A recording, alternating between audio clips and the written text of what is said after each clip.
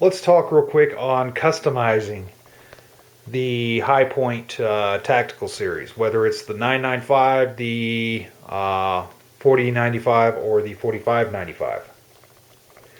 Now, there are different packages that are available from the High Point factory.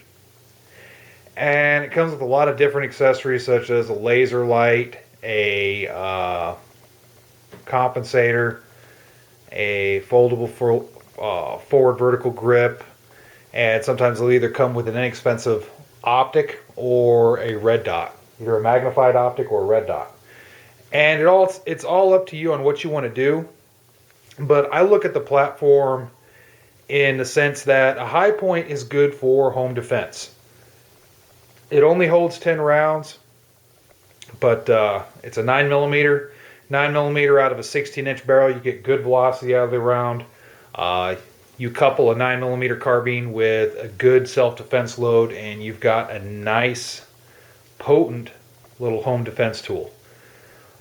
With that said, I don't want to throw a bunch of stuff on it that is in the budget category. What I mean by that is stuff that's made by like AIM Sport or BSA or NC Star, those types of manufacturers. Because while that stuff works okay, I personally don't depend on that stuff in a potentially life-saving tool such as this. Because those things tend to go out randomly. For example, I've seen NC Star lights that work great, and they work great for a decent amount of time, and then they just fail and they're done. There's no fixing them. So I'm not saying that can't happen to more expensive accessories, but what I think with a High Point is you want to keep it simple and take a look at the system itself, look at the design, and see what you want to do with it. Like, for example, right now how this thing's outfitted, all I put on it is a Tapco vertical forward grip, which if anybody has any experience with those, it's very stout. It's one of Tapco's better offerings. Really stout little piece. I put that on this carbine, and all I have is a sling, but the sling isn't the factory sling. I think the factory sling is a little bit lacking. So I just used a standard sling. It's a standard nylon sling, much like you see a GI surplus sling.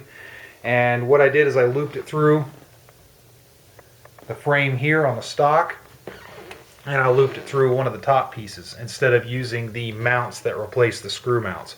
Just because it seems that this is more of a steady, more of a robust rather, sling mount than using what came from the factory. So that's kind of what I stuck with. The magazines, I do have the choice of getting the extended 15-round mags, but I need to do more research on those, because it seems the ones offered from ProMag, the newer ones supposedly are better. The older ones were horrible. But I'm waiting to see some more research on it, and I'm still looking at reviews. The magazines aren't expensive at all, but all you get is a 5-round gain. So I need to see if it's worthwhile even getting those mags. These are just 10-rounders, and they work fine enough for the time being. The one thing I need to change or add on to this High Point rather is some type of light. I'm not sure exactly what I'm going to use yet, but I want to throw a light on here at some point. It's going to be somewhat inexpensive, but I want to find a decent quality light. So I'm going to look around. UTG actually makes some decent ones. I do have some stream lights, and what I might do is just get an offset mount and throw a stream light on there and just call it good with that. But we'll see how it goes with that. I'm still researching, seeing what I want to do. But bottom line, if you got a High Point, do what you want with it, but I think it's a little bit better if you keep it simple. Don't throw a whole bunch of stuff on there like bipods and different doodads, because you start to overcomplicate the gun. And honestly, some of the stuff that comes from the factory, it works, but I don't expect it to work all the time. Alright, thanks a lot for watching.